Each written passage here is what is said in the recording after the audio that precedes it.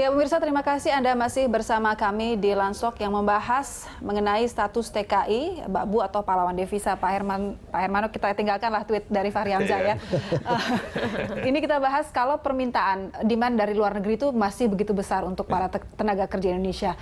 Dan 45% itu sebagai tenaga kerja domestik, tapi nasib mereka juga banyak yang buruk sampai di sana, Pak. Itu seperti apa sih perlindungannya sebenarnya? Ya, memang kita akui bahwa dari kasus-kasus yang muncul selama ini paling besar adalah kasus yang dihadapi oleh pekerja kita di sektor rumah tangga atau PLRT. Itulah salah satu sebab kenapa juga ke Timur Tengah di moratorium. Barangkali ini sebagai shock terapi karena sulitnya memperbaiki kondisi di sana. Kemudian yang di Malaysia juga ada banyak masalah. Tetapi yang di Hong Kong, Singapura, Taiwan relatively oke. Karena memang sistem hukum di sana itu sudah memberikan perlindungan yang baik. Ya. Jadi sangat juga tergantung bagaimana hukum nasional di masing-masing negara penempatan tersebut. Ya. Jadi kita akui bahwa ini masih banyak yang harus diperbaiki lah ya, terutama skill kompetensinya itu juga masih banyak yang kurang. Karena kalau kita lihat dari statistik, itu pendidikannya kan mayoritas 67% itu kan SMP ke bawah. Jadi ini juga memerlukan ini PR juga ya untuk bagaimana menyiapkan tenaga kita kerja itu sehingga mereka itu memiliki self protection yang baik. Ini kan masalah self protection karena mereka di rumah tangga, kita tidak terlalu tahu apa yang terjadi di sana, jadi kita harus membekali mereka memiliki self protection yang baik ya. Bukannya sebelum berangkat mereka selalu diberi pembekalan? Ada pembekalan, ada pelatihan, ada PAP, tetapi ya daya serap itu juga kadang-kadang masih belum ini ya. Kita di PAP katanya pembekalan akhir sebelum berangkat. Kita juga lihat mereka juga tidak terlalu serius memperhatikan gitu. Bagaimana saya kira PR terbesar adalah bagaimana menjadikan mereka itu memiliki self protection, bagaimana bisa memproteksi dengan lebih baik ya. Nah, tapi itu jangan jadi cuma PAP, nanti malah jadi PHP lagi kan. Harapan palsu. Jadi memang ini kalau kita bicara soal pembekalan kan bagi mereka yang akan memberangkatkan kan itu ada mereka biasanya diberi kayak pelatihan, BLK gitu ya? BLK, kemudian ada sertifikat kompetensinya, kemudian ada pembekalan. Tetapi juga yang penting bahwa sekarang ini juga beberapa kedutaan, hampir seluruh kedutaan, kemudian di BNP 2 TKI sendiri juga menyiapkan suatu saluran komunikasi manakala mereka menghadapi masalah. Ya, hanya untuk negara-negara tertentu seperti Timur Tengah katakanlah, banyak pekerja kita yang tidak boleh memegang HP. Tidak boleh memegang HP. Tetapi di negara-negara seperti Hong Kong, Singapura, mereka bisa berkomunikasi. Alasannya apa? Ya itu barangkali majikan juga tidak ingin kalau TKI-nya itu berkomunikasi mengadukan kedutaan kita, konsulat jenderal kita. Ini juga menjadi masalah. Tetapi kalau yang di Hong Kong, Singapura, Taiwan, mereka bisa berkomunikasi dengan perwakilan kita. Saya khawatir kalau di Arab Saudi, di Timur Tengah sana, bukan hanya Arab Saudi tentunya, di Timur Tengah, yang bekerja itu bukan dianggap sebagai tenaga kerja sebetulnya, tapi dianggap barang yang sudah dibeli. Barang yang ya bisa jadi dalam kultur ya gitu.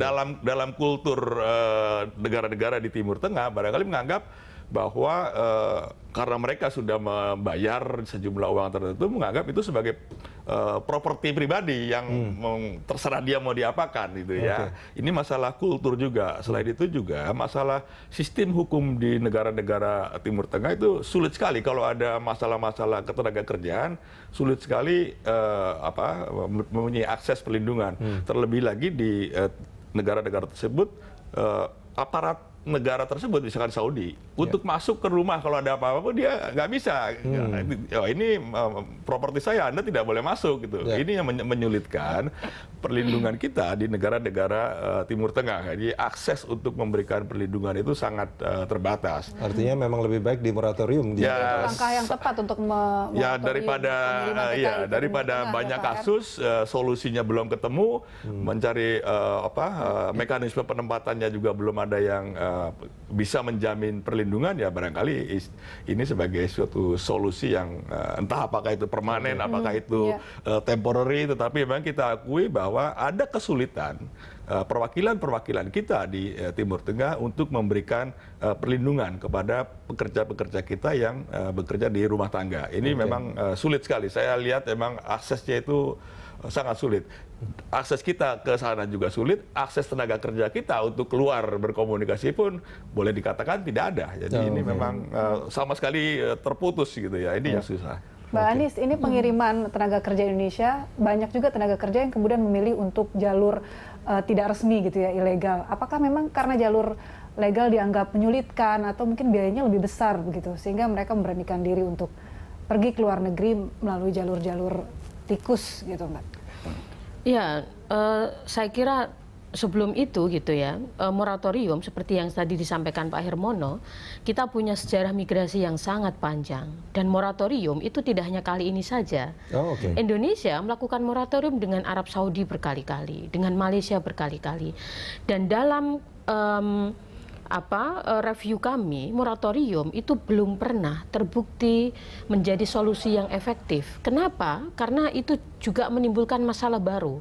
Tadi yang ditanyakan Mbak Dora adalah jalur ilegal, begitu ya. Nah, ini yang terjadi. Pantauan Migrant Care selama Indonesia melakukan moratorium dengan 21 negara di Timur Tengah, kita masih mendata 2.644 PRT migran tetap diberangkatkan ke negara-negara di Timur Tengah dengan visa turis, dengan umroh, dengan ziarah gitu ya. Dan itu juga luar biasa resiko yang akan terjadi. Mereka rentan menjadi korban trafficking, tidak terpantau oleh negara karena negara menganggap kita sedang moratorium gitu. Jadi ini menurut saya Tapi itu kekhawatiran atau sebetulnya sudah ada faktanya? Sudah, dan kita sudah sampaikan laporan itu kepada BNP 2 TKI, kepada Menaker, kepada Kemenlu, bahwa ini harus dilihat loh ya dengan jernih gitu. Jangan hanya kemudian merasa sudah selesai, ada persoalan besar kemudian menutup gitu. Karena di balik itu orang tetap berangkat dengan jalur yang lain dan risikonya juga besar sekali gitu. Ini menurut saya yang perlu difikirkan, apalagi Indonesia punya masalah penegakan hukum yang terbukti menempatkan pada masa itu juga sedikit saya kira yang diproses secara hukum gitu. Nah, kalau sebetulnya TKI kita untuk yang domestic worker itu kebanyakan dikirim dari daerah mana, Mbak Anies?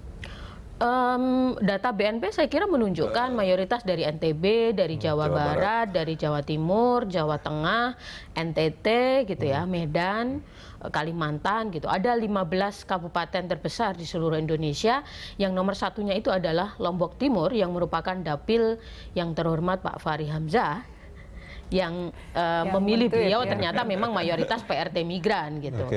Yang disebut sebagai pahlawan devisa tadi. Pahlawan devisa sebetulnya. Kita sepakati bahwa mereka adalah pahlawan devisa ya.